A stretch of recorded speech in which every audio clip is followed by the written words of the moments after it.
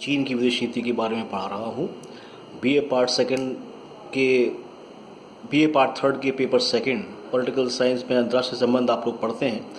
ये परीक्षा की दृष्टि से काफ़ी महत्वपूर्ण अध्याय भी है और वैसे भी महाशक्तियों की विदेश नीतियों के बारे में आपकी जानकारी, क्योंकि आप पॉलिटिकल साइंस पढ़ रहे हैं, औरों से ज़्यादा बेहतर होनी चाहिए। आज इस चैप्टर को हम कंक्लूड करेंगे। आज हम बात करेंगे चीन की वर्तमान विदेश नीति का विश्लेषण, कि जो उनकी फॉरेन पॉलिसी है उसके बेसिस क्या हैं और उनकी जो भविष्य की योजनाएं या संभावनाएं हैं वो क्या हो सकती हैं। तो पहला इसमें बिंदु है युआन कूटनीति का विस्तार। आप जानते हैं चीन की मुद्रा युआन है और जो अंतर्राष्ट्रीय मुद्रा बाजार है या विश्व बैंक या आईएमएफ, ये एक वजनदार मुद्रा है। आप देखते होंगे, अखबार में पढ़ते होंगे, रुपया टूटा, डॉलर गिरा, आज $1 इतने डॉलर का है, $1 के इतने रुपये आपको देने पड़ेंगे। ये जो होता है ना मुद्रा का विनिमय या मनी एक्सचेंज, ये आपकी करेंसी या मुद्रा की ताकत को बताता है। तो युआन अंतर्राष्ट्रीय बाजार में एक वजनी मुद्रा के रूप में जानी जाती है और मानी जाती है। और विशेष तौर से यदि आप देखें तो 2000 के बाद से ये जो पिछले 20 बरस हैं, इन 20 सालों में चीन ने अपनी विदेशी ये जो मुद्रा का भंडार है yuan, Africa, Asia, Latin America और ख़ास तौर से जो खाड़ी के देश हैं, ईरान, इराक, सऊदी अरब, जो विशेषतः तेल उत्पादक राष्ट्र हैं, और इसके अलावा जो उसके आसपास के देश हैं, उन देशों में मुद्रा और तकनीकी का भारी विनिवेश किया है। अब देखिए, आप कहेंगे कि ये तो और देश भी कर रहे हैं। आपके दिमाग में सवाल आना चाहिए, बात सही भी है। मुद्रा का विनिवेश, आर्थिक सहायता, तकनीकी सहायता तो दुनिया के जो बहुत से विकसित देश हैं वो भी कर रहे हैं। फिर चीन में और उनमें फर्क क्या है?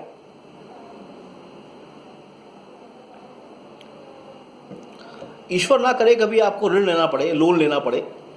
आप देखना, जो व्यक्ति ऋण दे रहा है वो अपनी शर्तें लगाता है, क्योंकि वो कोई साधु संत या पीर पैगंबर तो नहीं है जिसको रुपया दान करने का शौक हो। और अंतर्राष्ट्रीय स्तर पर जो आर्थिक और तकनीकी सहायताएं हैं वो दी इसलिए जाती हैं कि उसके एवज में आपसे कभी कोई लाभ या कोई मुनाफा या कोई टेंडर या कोई ठेका या कोई फेवर हासिल किया जा सके। यहां चीन और अन्य देशों में यह फर्क है कि चीन ने लॉन्ग टर्म इंटरेस्ट दिए हैं कम ब्याज पर। आप सब बीए थर्ड ईयर के विद्यार्थी हैं, बैंक, डाकखाने वगैरह में जाते होंगे, आपने देखा होगा ब्याज जितनी आपकी अवधि कम होगी लेने की, उस पर ब्याज की दरें तय होती हैं, कम या ज़्यादा के ऊपर। चीन समझिए कि लंबी अवधि के लिए ऋण दे रहा है युआन के रूप में, और उन कमज़ोर देशों को जिनको ज़रूरत है, और ब्याज की दरें उसने काफ़ी कम कर रखी।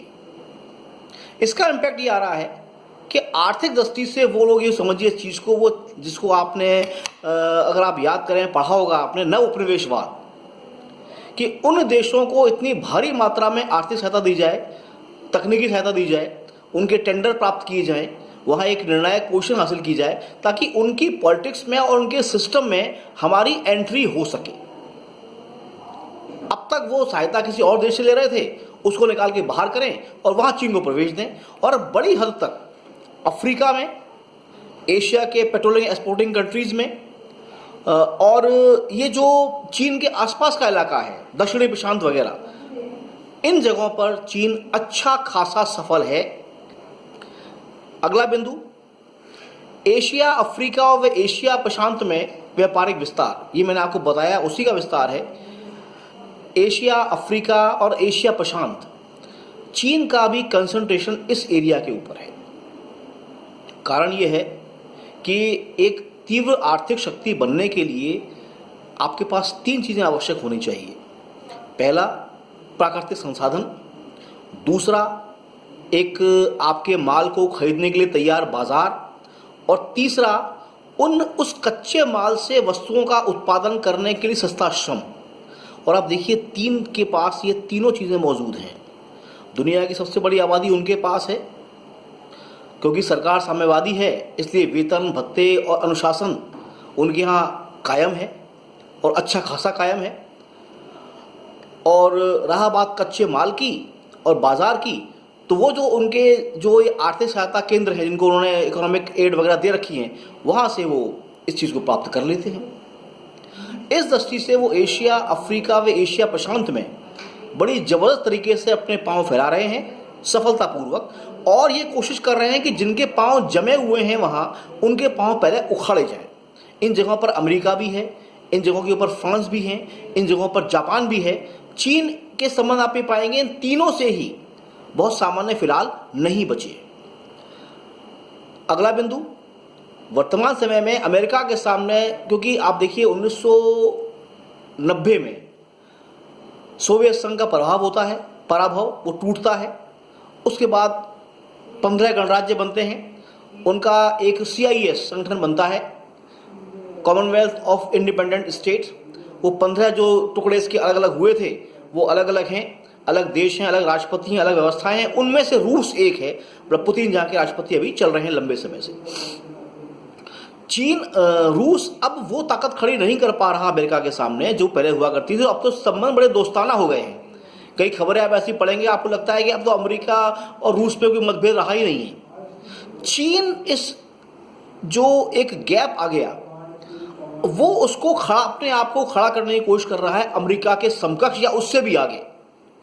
आर्थिक और व्यापारिक क्षेत्र में आप जानते हैं वर्तमान दौर व्यापारिक और तकनीकों का है, और चीन इसमें किसी हद तक सफल हुआ है। विश्व की महाशक्तियों के साथ उसके व्यापारिक संबंध हैं। ठीक है, साम्यवादी शासन को लेकर कई मतभेद हैं, लोकतंत्र को लेकर वो और पश्चिम में कई अंतर्विरोध हैं, लेकिन व्यापार के क्षेत्र में आप पाएंगे कि चीन यूरोपीय ताकतों अमेरिका के साथ में उसके संबंध प्रगाढ़ हैं। अब अगला बिंदु जो महत्वपूर्ण है आज के दौर में, इस पर अब बात करें। आप जानते हैं कोविड-19 जो ये दौर अभी चल रहा है, पूरी दुनिया को इसने रोक दिया। अब चर्चा ये चल रही है कि ये चीन में युहान की लैब से जबरदस्ती इसको निकाला गया और ये एक तरह का केमिकल वॉर है। कई पॉलिटिकल साइंटिस्ट ने ये भी तर्क दिया है कि ये मूलतः एक रासायनिक युद्ध है जो चीन ने शुरू किया।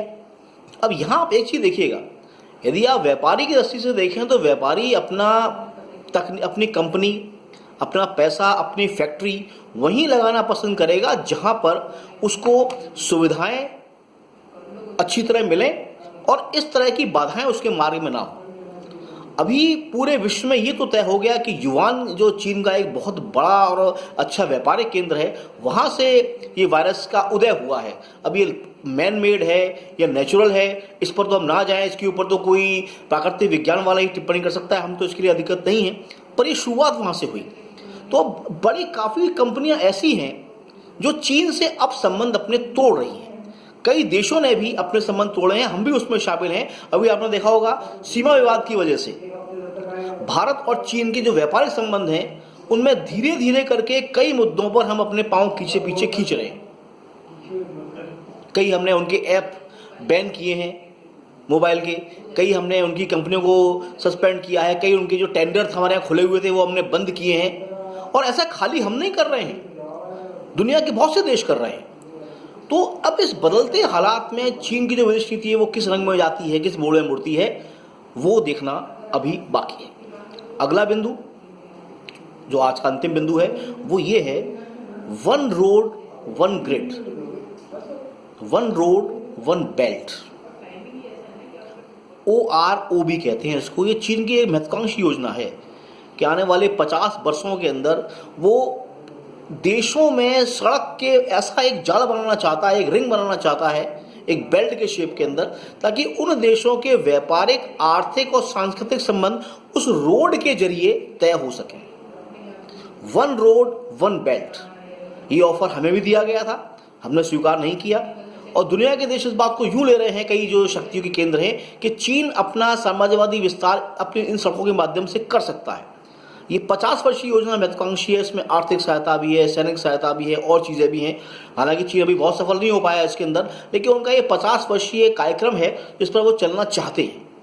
उनका एक शेड्यूल है ये, लेकिन अभी उनको इसमें आप जो शब्द इस्तेमाल करते हैं मिश्र सफलता मिली है, सभी का सहयोग उनको इसमें अभी नहीं मिल पा रहा है। तो आने वाले समय में आप ये पाएंगे, अभी तो दुनिया कोविड के संकट से गुजर रही है, जब ये मामला हल्का पड़ जाएगा या कंट्रोल आ जाएगा, या यदि हम ईश्वर से प्रार्थना करें अगर कोई वैक्सीन वगैरह आ जाती है, तो उसके बाद जो नई दुनिया की और चीन की विदेश नीति होगी वो कुछ अतिरिक्त रूप से नए किस्म की होगी। वो क्या होती है उस पर हम बातें बाद में कर सकते हैं। Thank you very much.